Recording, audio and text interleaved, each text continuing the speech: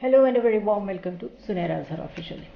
Viewers, एक अलमनाक वाक़या सबसे हाई सिक्योरिटी ज़ोन था ये पुलिस लाइंस पेशावर में, जहाँ पे नमाज के दौरान खुदकुश हमला हुआ और 64 शहीद 170 ज़ख्मी। ये तकरीबन APS 2 मुझे लगा, क्योंकि इसका भी हुजम उतना ही बड़ा था, इसमें भी वही कुछ हुआ। अभी तक लोग मलबे के नीचे दबे हुए हैं और उनको निकालने की कोशिश की जा रही है। लेकिन ये सब कुछ होने से रोका जा सकता था अगर पिछले 6 महीने में जो लोग अलार्मिंग रिपोर्ट्स दे रहे थे, जिसमें यकीनन हमारी एजेंसीज़ भी ये बात बता रही थी कि मिलिटेंट्स आ रहे हैं। मुराद सईद बड़े वोकल थे। सवात में हमने लोगों को सड़कों पे देखा कि वो कह रहे हैं हम इनको, दहशत गर्दों को वापस नहीं आने देंगे, इनको कौन वापस आने दे रहा है। इस सब के बावजूद ये सानहा हो गया। लेकिन इससे पहले आप प्रायोरिटीज़ अगर देखना चाहते हैं कि हमारी गवर्नमेंट की, इस वक्त की गवर्नमेंट की प्रायोरिटीज़ क्या हैं, तो मैं पहले वो शेयर करना चाहूँगी आपके साथ। ख़बर ये है कि वज़ीर आज़म के कैंप ऑफिस की जो सिक्योरिटी है उसको फुल प्रूफ बनाने का फ़ैसला किया गया है।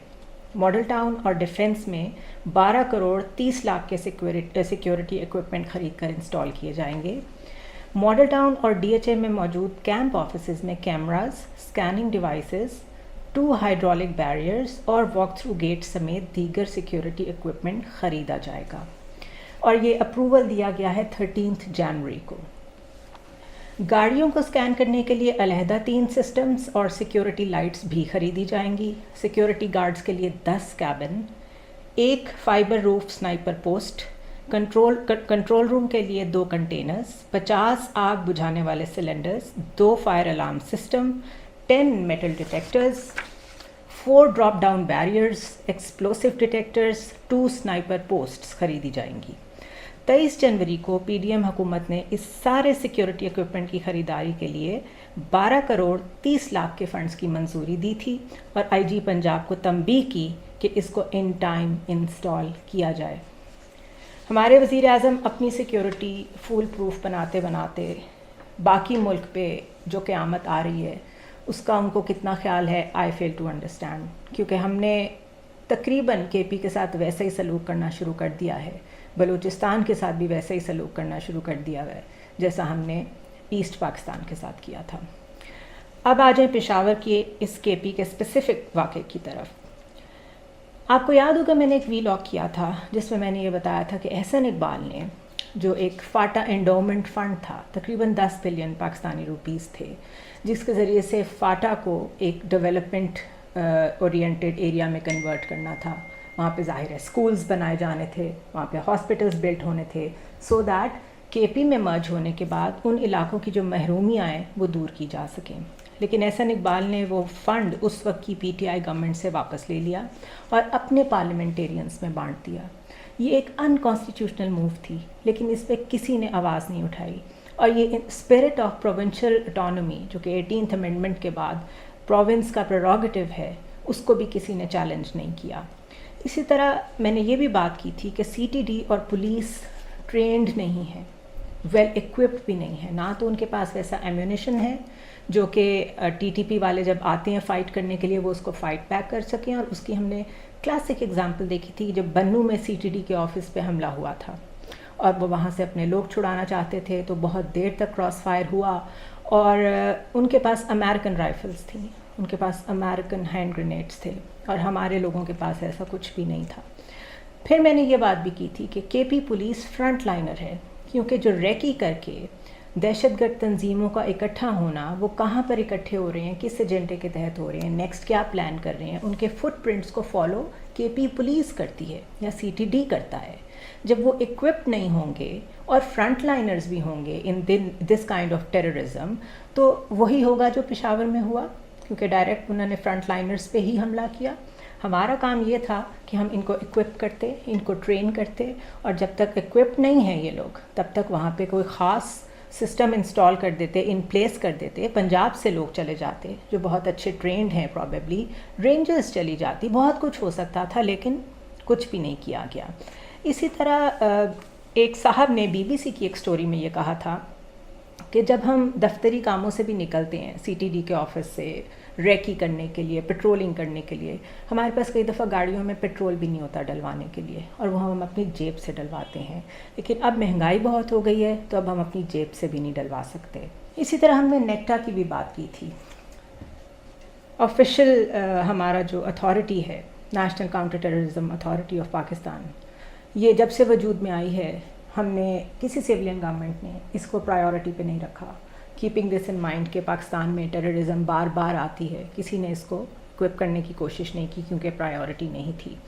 اسی طرح نیب کے نیشنل ایکشن پلان کے جو 21 پوائنٹس تھے, ان میں سے بے شمار پوائنٹس ایسے ہیں جو پولیٹیسائز ہو گئے, پالیٹکس کی نظر ہو گئے, کیونکہ اس میں مدرساز کا معاملہ تھا, اس میں چیریٹی کا معاملہ تھا, اس میں چندے کہاں سے آتے ہیں اس کا معاملہ تھا. اینڈ وی آل نو کہ کئی لوگوں کے لیوش لائف سٹائل اسی سے چل رہے ہیں, اس لیے اس پہ بھی دھیان نہیں دیا گیا.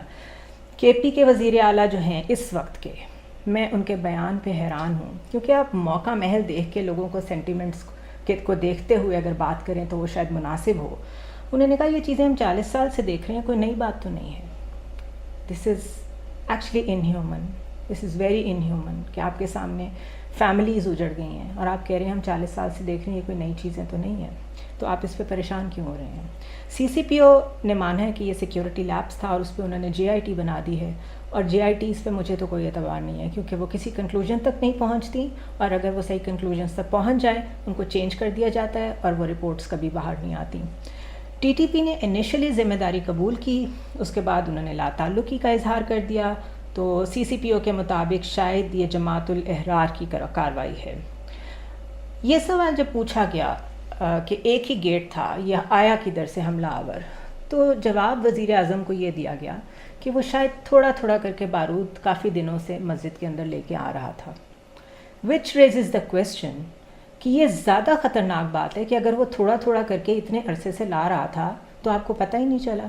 دوسری آپشنز یہ بتائی کہ شاید وہ اندر ہی رہ رہا تھا, اندر سے سہولت کاری ہوئی ہے, تو بھی یہ بہت بڑا سوال ہے, کیونکہ مسجد ایک ایسی جگہ ہوتی ہے جو ایک کمیونٹی سینٹر کی طرح ہوتی ہے, لوگ ایک دوسرے کو پہچانتے ہیں, نیا بندہ فوراً سپاٹ ہو جاتا ہے.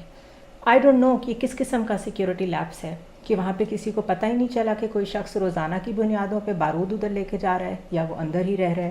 This is really very alarming. اسی طرح دھماکے کے 2 گھنٹے کے اندر اندر پی ڈی ایم ایفیلیٹڈ صحافیوں نے یہ بات کرنی شروع کر دی تھی کہ اس طرح کے حالات میں انتخابات نہیں ہو سکتے. اور اگر آپ کو یاد ہو تو ایک لیٹر آیا تھا ٹی ٹی پی کی طرف سے جس میں انہوں نے شہباز شریف کو اور بلاول کو دھمکیاں دی تھیں, اور ہم نے تب بھی یہ بات کی تھی کہ اس خط کو یوز کیا جائے گا الیکشنز کو ڈاؤن پلے کرنے کے لیے, الیکشنز کو ڈیلے کرنے کے لیے. And this is exactly what is happening. کسی کی ٹریجڈی کو 1 یا 2 دن یا 3 دن رک کے ان کے ساتھ آپٹکس کے لیے ہی اگر سوگ منا لیا جائے تو ان لوگوں کا بہت حوصلہ بڑھ جاتا ہے. لیکن ہمارے صحافی اتنے بے ضمیر ہو چکے ہیں کہ اگر ان کو کہا بھی گیا تھا کسی پارٹی کی طرف سے کہ آپ یہ ٹویٹ کریں تو انہوں نے وہ ٹویٹ کی, انہوں نے انکار نہیں کیا. یعنی پتہ نہیں کون سے ایجنڈاز ہیں جو ان صحافیوں کے اتنے سیکرڈ ہیں کہ وہ چاہتے ہیں کہ جو مرضی ہو جائے ہم نے ان کو فالو ضرور کرنا ہے. سو انسانیت پاکستان میں کتنی کم ہو گئی ہے, اس پہ بھی کبھی بات کرنی چاہیے. اسی طرح میں نے یہ بھی کہا تھا کہ they will use this terrorism for political expediency. اگر تو جیت گئے تو کہیں گے ہم دہشت گردی کے باوجود جیت گئے, اگر ہار گئے تو کہیں گے ہم تو کیمپین ہی کھل کے نہیں کر سکے کیونکہ ہمیں تو تھریٹس تھیں.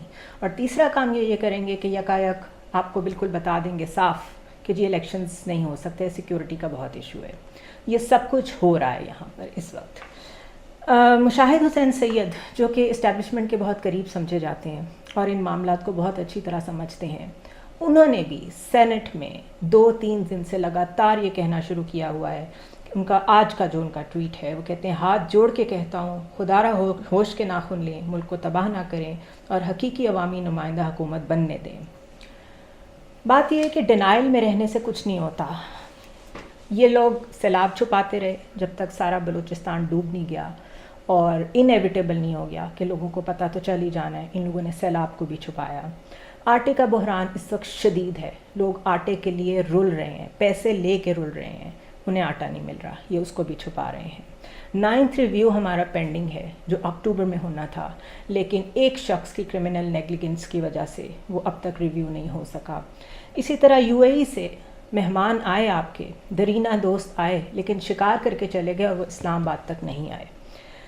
اب پوچھنا یہ چاہیے ان سے کہ آئسولیٹڈ کون ہے؟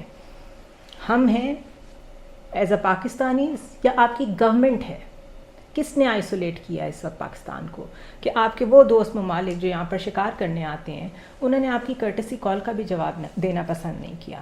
اور اس سے پہلے میں یہ ویلاگ بھی کر چکی ہوں کہ UAE نے یہ کہا تھا کہ ہم آئندہ سے آپ کے ساتھ انویسٹمنٹ کریں گے اور اسٹیٹ اونڈ انٹرپرائزز جو ہیں ان کے شیئرز خرید لیں گے، لیکن آپ کو مزید قرضے نہیں دیں گے۔